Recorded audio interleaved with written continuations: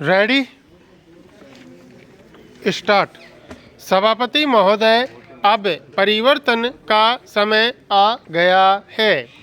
सिंचाई लाभ कार्यक्रम में 900 करोड़ रुपए लगाकर तेजी लाई जाएगी। ऋण सुविधाएं बढ़ाना, कृषि उपकरण और खादों के लिए आर्थिक सहायता में बढ़ोतरी, छोटे और सीमांत किसानों पर विशेष बल, ग्रामीण आधारभूत विकास निधि को सुदृढ़ करना, अति आधुनिक कृषि में निवेश को बढ़ावा देना तथा कृषि उद्योग को प्रोत्साहन देना इस वर्ष के बजट प्रस्ताव की मुख्य विशेषताएं हैं। योजना बनाना एक बात है तथा इसे क्रियान्वित करना अलग बात है। यह दुर्भाग्य की बात है कि वे भारत में दो भिन्न भिन्न योजनाओं को चलाने का प्रयास करते हैं। व्यवहार्य निगरानी तंत्र की स्थापना और पंचायत राज और सहकारिता आंदोलन के जरिए उत्तरदायित्व सुनिश्चित करना वचनबद्ध भूमि के समान है। लगभग एक दशक पहले इस देश में बुआई किए जाने वाले सकल क्षेत्र लगभग 18.5 करोड़ हेक्टेयर था। यह देखकर दुख होता है कि इसे पर्याप्त रूप से और नहीं बढ़ाया जा सका। उस बुआई क्षेत्र के लगभग 14 करोड़ हेक्टेयर क्षेत्र में वर्ष में एक बार से अधिक बुआई नहीं की जाती है। इसका कारण यह है कि 4.5 करोड़ हेक्टेयर कृषि योग्य भू क्षेत्र में ही सिंचाई सुविधाएं उपलब्ध हैं।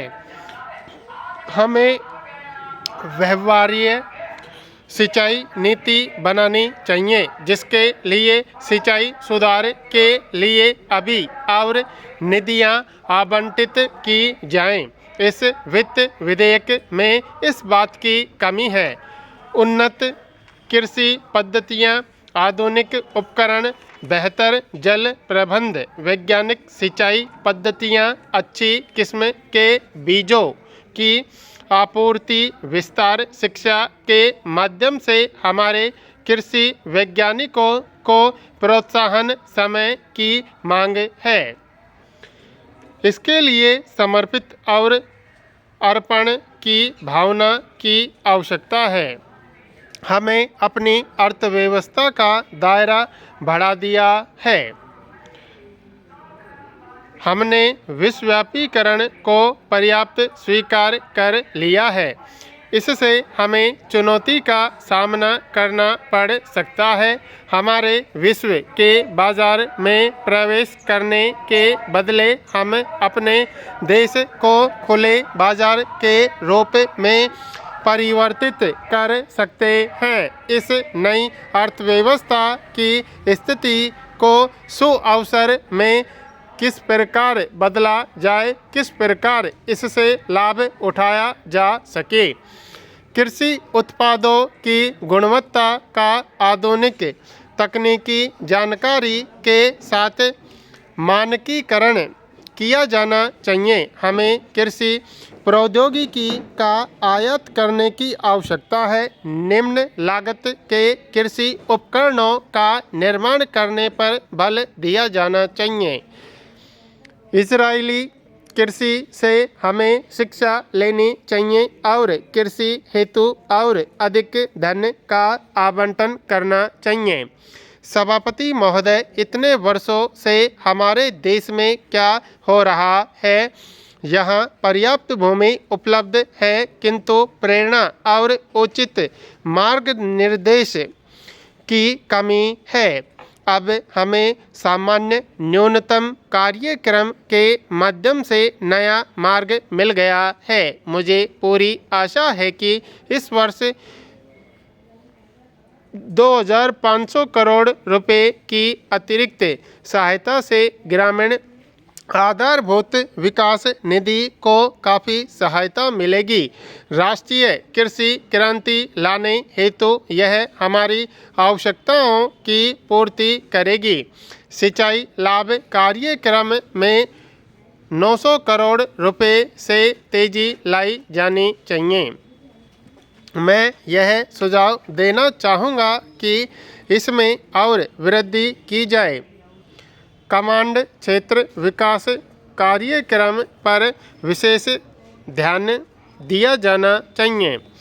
जल विज्ञान विशेषज्ञ यह अनुभव करते हैं कि उन क्षेत्रों में अतिरिक्त कार्य करने से भूतल क्षमता में वृद्धि की जा सकेगी।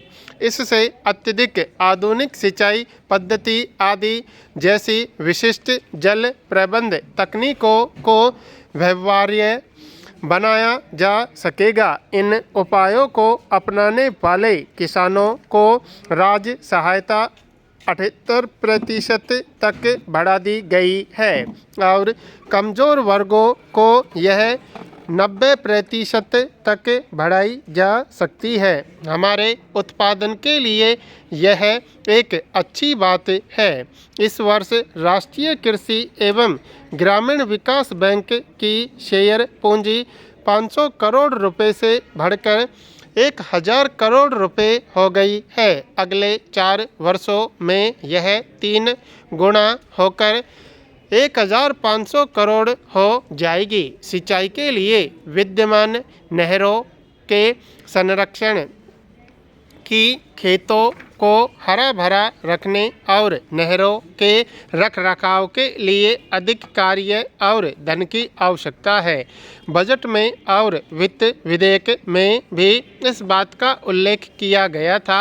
इन उद्देश्यों की पूर्ति के लिए राष्ट्रीय कृषि एवं ग्रामीण विकास बैंक को उचित अनुदेश दिए जाने चाहिए।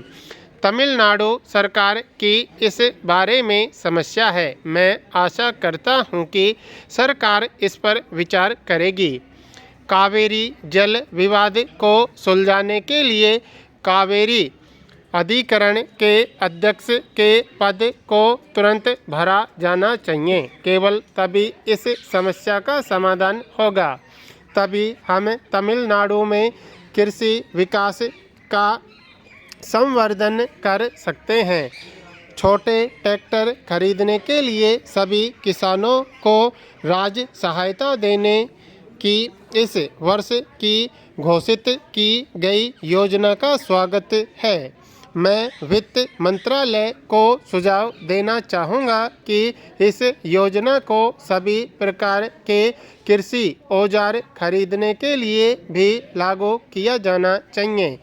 कृषि परियोजनार्थ भारी ट्रैक्टर खरीदने के लिए भी राज्य सहायता उपलब्ध कराई जानी चाहिए।